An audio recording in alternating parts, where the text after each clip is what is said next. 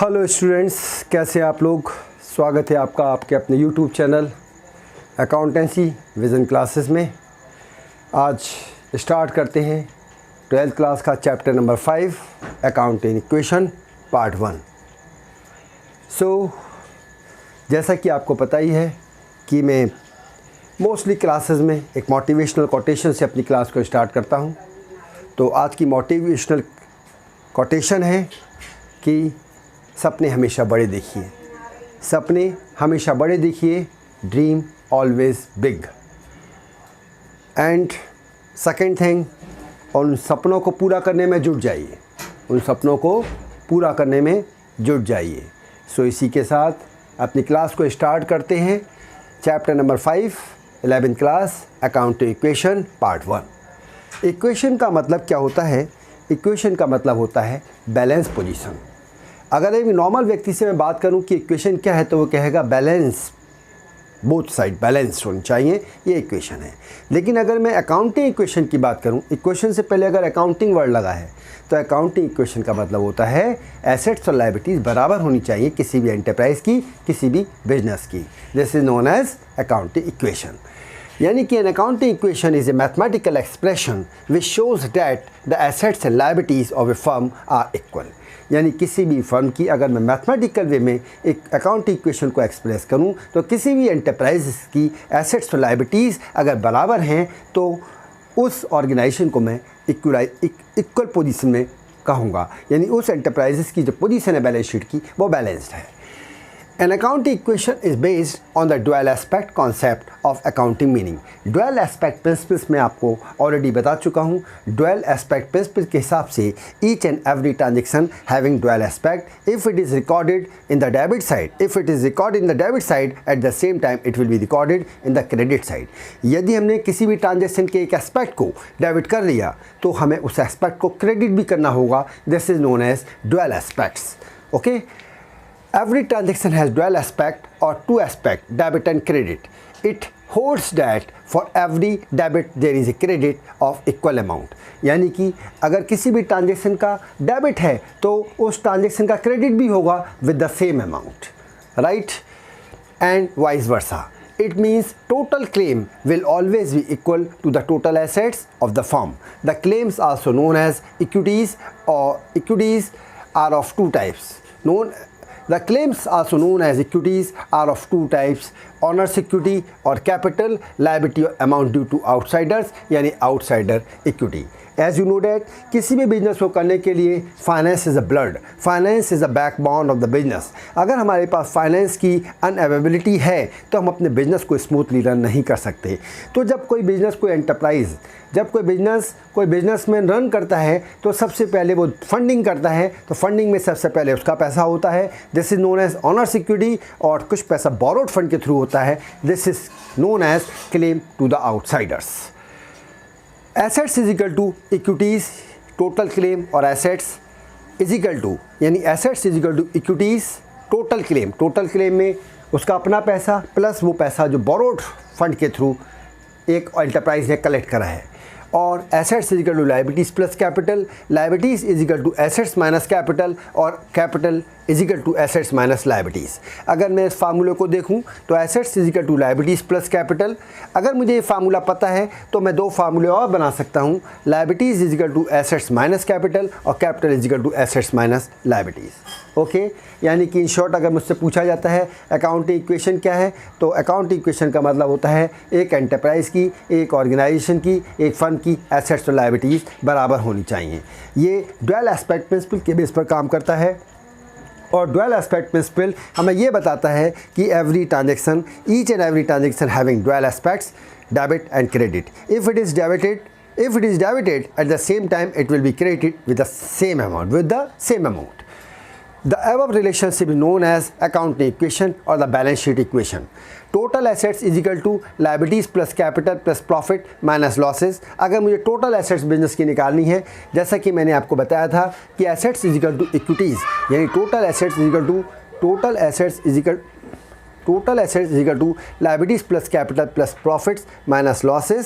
liabilities में हमारे creditors आते हैं, profit is equal to closing capital minus opening capital, capital is equal to cash plus bank plus sundry debtors plus plant and machinery plus building plus furniture plus BR prepaid expenses minus creditors plus BP plus outstanding expenses, यानी total liability is equal to owners capital at the end plus creditors.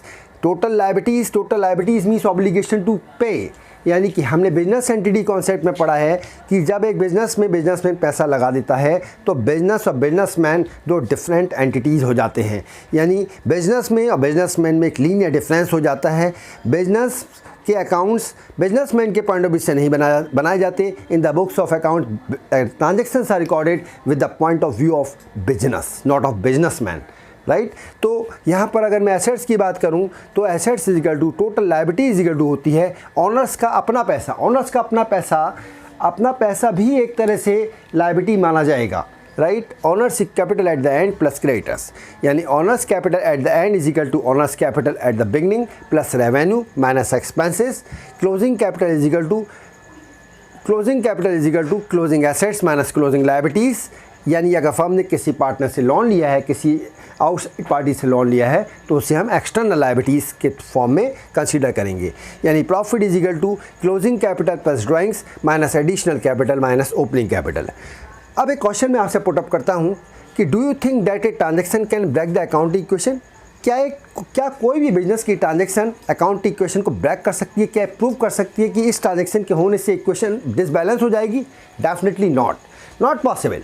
कोई भी transaction business के कोई भी transaction A transaction can change the account. कोई भी transaction account equation को change तो कर सकती है लेकिन ब्रेक नहीं कर सकती, राइट। एक क्वेश्चन देखते हैं। On 31st March 2019, the total assets and external liabilities were rupees 2 lakh and rupees 6,000 respectively. During the year, the proprietor had introduced additional capital of rupees 20,000 and had withdrawn rupees 12,000 from personal use. It made a profit of rupees 20,000 during the year. Calculate the capital as on 1st April 2018. तो assets is equal to liabilities plus capital. मुझे पता है कि assets is equal to होती है liabilities plus capital. इस liabilities में अब लायबिलिटीज़ इज इक्वल टू क्या होती है? लायबिलिटीज़ इज इक्वल टू होती है ऑनर्स की capital at the end plus creditors. तो क्लोजिंग कैपिटल अगर मुझे निकालनी है तो closing capital is equal to हो गई closing assets minus closing liabilities external, यानी 2 लाख माइनस 6,000 1,94,000। अगर मुझसे प्रॉफिट की बात करी जाती है तो प्रॉफिट का एक फार्मूला होता है closing capital minus opening capital, लेकिन प्रॉफिट का एक फार्मूला और भी होता है। अगर क्वेश्चन में ड्राइंग्स और एडिशनल कैपिटल आपको दी है तो profit is equal to closing capital plus drawings minus additional capital minus opening capital. अब मुझसे ओपनिंग कैपिटल पूछ रहा है तो opening capital is equal to closing capital plus drawings minus additional capital minus profit, यानी 1,94,000 plus 12,000 minus 20,000 minus 20,000 1,66,000 rupees answer. इसका screenshot ले लीजिए, फिर आगे बढ़ते हैं।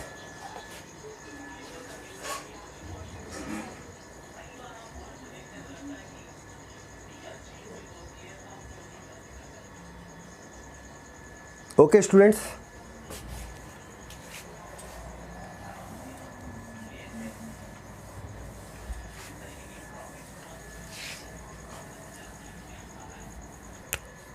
अल्फा लिमिटेड ने, या ऐसा लीजिए XYZ लिमिटेड ने, एक XYZ लिमिटेड एक कंपनी है, उसने 1 अप्रैल 2020 को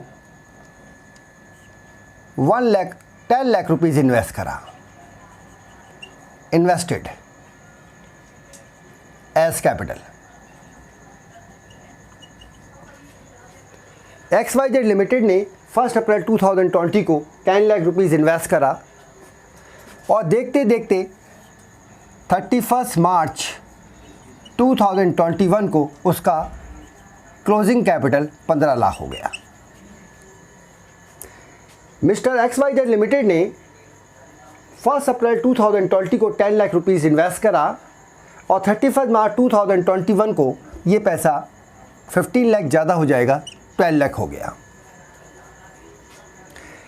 क्या मतलब हुआ कि 10 लाख रुपीज़ का इन्वेस्टमेंट जो कि फाइनेंशियल ईयर की स्टार्टिंग में करा गया था वो बढ़कर eight the end of the financial year 12 lakh का हो गया।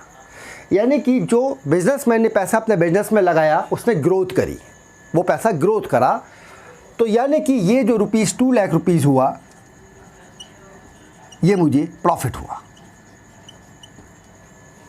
राइट। तो मैंने फार्मूला आपको बताया था कि assets is equal to liabilities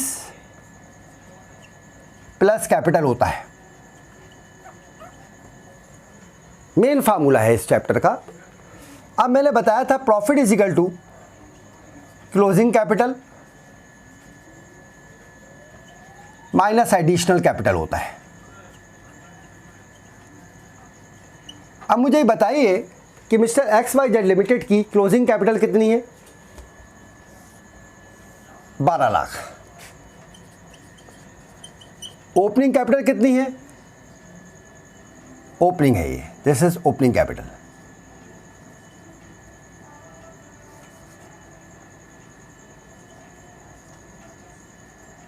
opening capital कितनी है? 10 लाख। तो मेरा प्रॉफिट कितना हुआ? 2 लाख। This is answer. अब क्वेश्चन में कई बार प्रॉब्लम क्या आ जाती है कि वो एडिशनल कैपिटल भी दे देता है और ड्राइंग्स का भी अमाउंट दे देता है।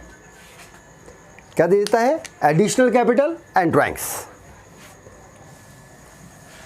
इतनी बात समझ में आ रही है? कोई रॉकेट साइंस तो है नहीं भाई, सीधी सीधी बात है। मैं व्यापारी हूँ, मैंने किसी व्यापार में 1 मार्च को 10 लाख रुपए लगाया, लास्ट में मैंने देखा तो मेरा पैसा 11 लाख हो गया। तो मुझे पता चल गया कि 10 लाख रुपए का इन्वेस्टमेंट मेरा 11 लाख हो गया, तो मैंने 1 लाख रुपए का पैसा 1 लाख रुपए का मार्जिन कमाया, प्रॉफिट हो गया। यानी प्रॉफिट का फार्मूला हो गया closing capital minus opening capital. So simple. अब सवाल आता है कि अगर क्वेश्चन में मुझे if in the question additional capital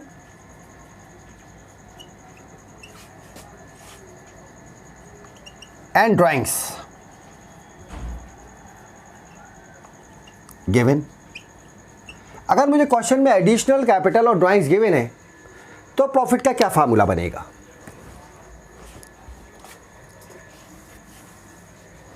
तो प्रॉफिट का फार्मूला बन जाएगा प्रॉफिट इज इक्वल टू, ये फार्मूला तो सेम ही रहेगा, क्लोजिंग कैपिटल, बस इसमें आप ड्राइंग्स के अमाउंट को प्लस कर लीजिए और माइनस कर दीजिए एडिशनल कैपिटल को और माइनस कर दीजिए ओपनिंग कैपिटल को। So simple. अब सवाल यह है कि ये फार्मूला मुझे पता है कि profit is equal to closing capital plus drawings minus additional capital minus opening capital होता है। तो मुझसे कोई भी चीज़ पूछ ले वो। अब उसने कहा, उसने मुझे प्रॉफिट गिवन है, क्लोजिंग कैपिटल गिवन है, ड्राइंग्स गिवन है, एडिशनल कैपिटल गिवन है, ये नहीं है तो बहुत बड़ी बात है क्या निकालना? Very simple. ओपनिंग कैपिटल को इधर ले आइए, opening capital is equal to same formula repeat कर दीजिए, closing capital plus drawings minus additional capital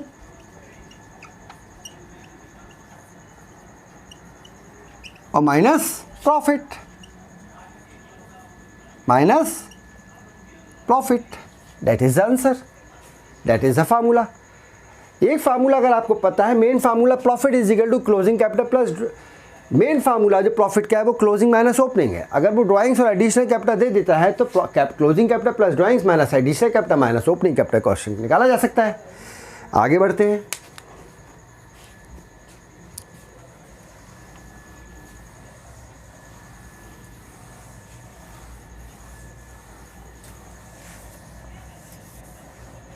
अब सवाल यह है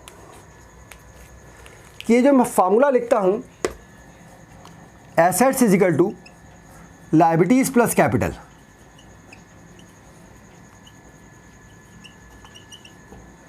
ये लायबिलिटीज जो होती हैं ये एक्सटर्नल लायबिलिटीज होती हैं स्टूडेंट्स।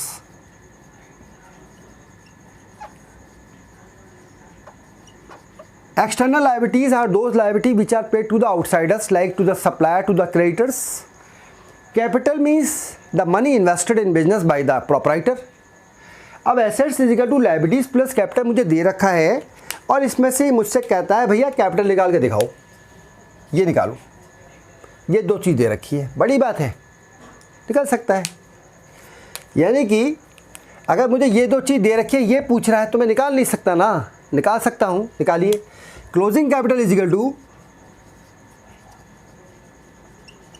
Assets minus liabilities. अब वो क्वेश्चन में कहता है कि भैया ये दो चीज़ दे रखी है, ये निकाल के दिखाओ। कोई समस्या है?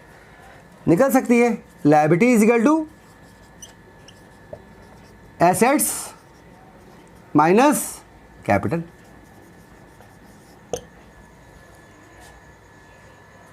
ओके, तो accounting question specially numerical based question है, न्यूमेरिकल बेस्ड चैप्टर है, सॉरी क्वेश्चन कह रहा हूँ, न्यूमेरिकल बेस्ड चैप्टर है और आप लोगों का फाउंडेशन चैप्टर है।